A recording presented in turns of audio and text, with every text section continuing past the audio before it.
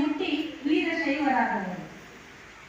ಧರ್ಮದ ಅನುಯಾಯಿಯಾಗಿ ಶಿವದೀಕ್ಷೆ ಪಡೆದವರು, ಬಿಚ್ಚಳ ರಾಜನ ಆಸ್ಥಾನದಲ್ಲಿ ಮಂತ್ರಿಯಾದವರು, ಮಹಾಜ್ಞಾನಿಯಾದವರು, ವಿಶ್ವಕ್ಕೆ ಗುರುವಾದವರು, ಸಮಾಜ ಸುಧಾರಕರಾಗಿ ಎಲ್ಲರಿಗೂ ಪೂಜ್ಯರಾದವರು ಅವರೇ ನಮ್ಮ ಬಸವಣ್ಣನವರು, ಅವರೇ ನಮ್ಮ ಬಸವಣ್ಣನವರು.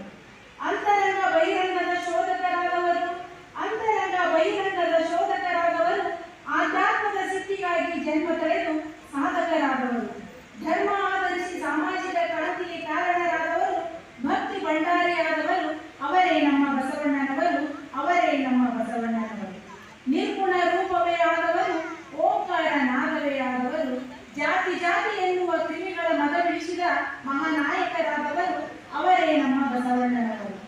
ನಾ ಅಂದ ನರಮಾನವರಿಗೆ ಭಕ್ತಿ ಪಂಥದೊಳಗೆ ಮುಕ್ತಿ ಮಾರ್ಗ ತೋರಿಸಿದವರು, ನಾ ಅಂದ ನರಮಾನವರಿಗೆ ಭಕ್ತಿ ಪಂಥದೊಳಗೆ ಮುಕ್ತಿ ಮಾರ್ಗ ತೋರಿಸಿದವರು, ಶಿವಶರಣರ ಮುನ್ನಡೆಸಿದ ಅನುಭವ ಮಂಟಪ ಮಾಡಿದವರು ಅವರೇ ನಮ್ಮ ಬಸವಣ್ಣನವರು.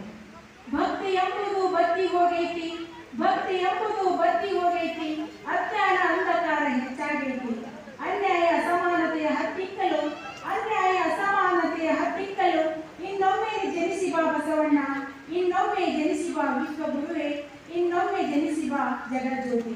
Thank you.